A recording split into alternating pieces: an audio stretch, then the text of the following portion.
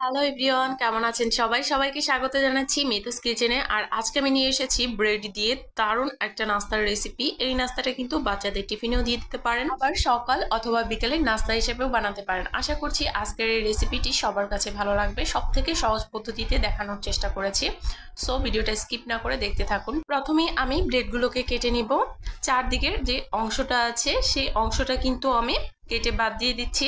আর এটাকে কিন্তু আমি ফেলে দিব না, চারদিকের অংশটা দিয়ে আমি ব্রেড ক্রামস বানিয়ে নিব। আর ব্রেড ক্রামসের রেসিপি কিন্তু অলরেডি আমার চ্যানেলে দেওয়াই আছে, চাইলে দেখে আসতে পারেন।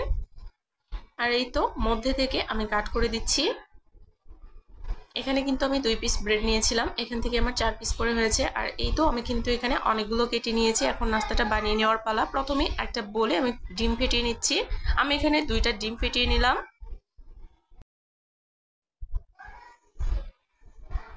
আর তারপর আমি এখানে দিয়ে দিব চিনি। এখানে আমি প্রায় 4 টেবিল চামচের মতো চিনি দিয়েছি। আর স্বাদ মতো একটু লবণও দিয়ে দিতে হবে। লবণের পরিমাণটা দিতে হবে খুবই সামান্য। ডিম আর চিনিটাকে খুব ভালোভাবে ফেটিয়ে নিতে হবে।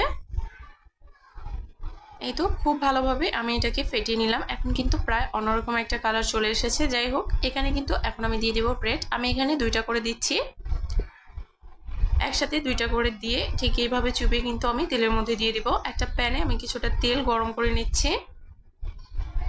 আমি এখানে খুবই সামান্য পরিমাণে দিয়েছি, আপনারা চাইলে কিন্তু একটু বেশি বা কমও দিতে পারেন। তেলটা হালকা গরম হয়ে এলেই কিন্তু আমি ব্রেডগুলো দিয়ে দিব। আর চুলার আঁচটা কিন্তু একদম মিডিয়াম লোতে রাখতে হবে, তাহলে কিন্তু নিচের সাইডটা একদমই পুড়ে যাবে।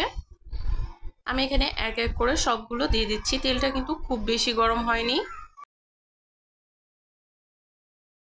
এখানে আমি এক এক করে সবগুলো নাস্তায় দিয়ে দিচ্ছি। আর আমার চুলার আঁচটা কিন্তু একদম মিডিয়াম লোতে আছে।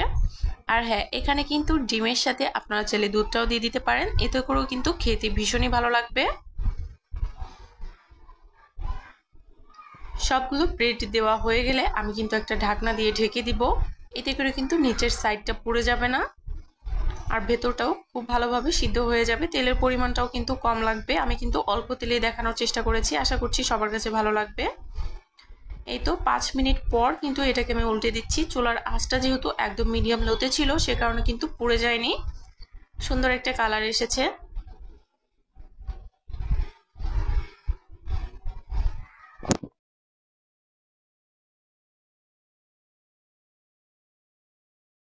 আমি এগুলোকে বারবার উল্টে পাল্টে দিব আর ঢাকনা দিয়ে ঢেকে দিব। এতে করে ভেতরটাও খুব সুন্দরভাবে হয়ে যাবে আর উপরটা কিন্তু পুড়েও যাবে না।